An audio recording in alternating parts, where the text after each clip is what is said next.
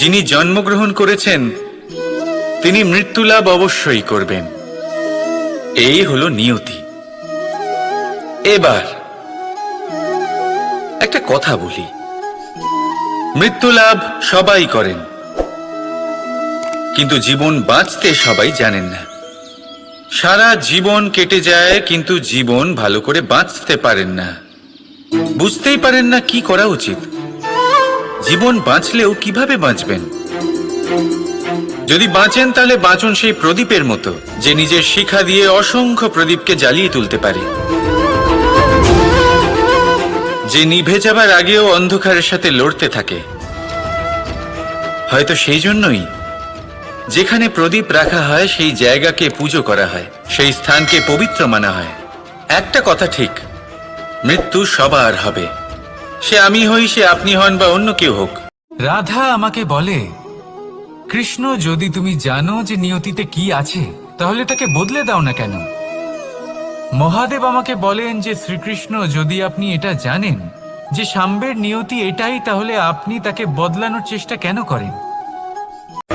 এই চঞ্চল মনকে যদি আপনি নিয়ন্ত্রণ করতে শিখতে পারেন তাহলে এর থেকে বড় বন্ধু এই সংসারে আপনি কোথাও পাবেন না। সেখানেই যদি এই মন আপনাকে বশ করে ফেলে তাহলে সংসারে এর থেকে বড় শত্রুও আপনি কোথাও পাবেন না।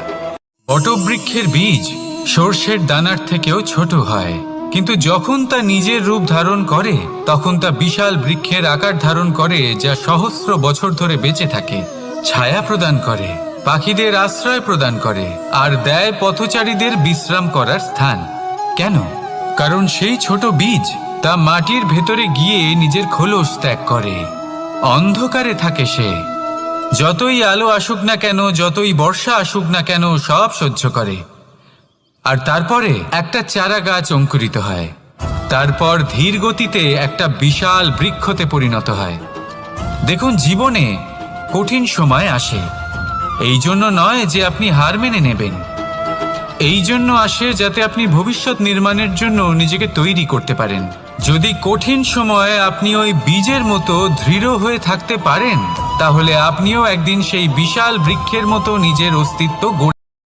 আমরা জীবনে বাঁচার জন্য কিছু না কিছু করতে থাকি, কিছু কাজ আমরা করে থাকি আর্থিক স্বাচ্ছল্যতার জন্য, কিন্তু আমাদের মধ্যে বেশিরভাগ মানুষ এই ভেবে ভেবে চিন্তার মধ্যে থাকেন যে কোনো কাজ আমরা যা ভেবেছি সেটা সেভাবে ঠিক হলো না, বা এই কাজ সম্পূর্ণ হলো না, বা কাজের পরিমাণ দেখে দুশ্চিন্তা করতে থাকেন।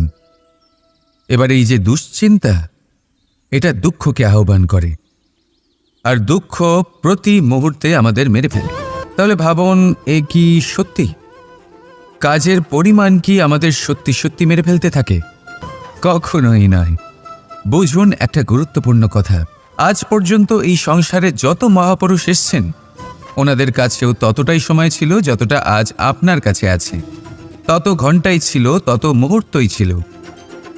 পার্থক্য শুধু এটাই, ওনারা চিন্তা করে সময় নষ্ট করেননি,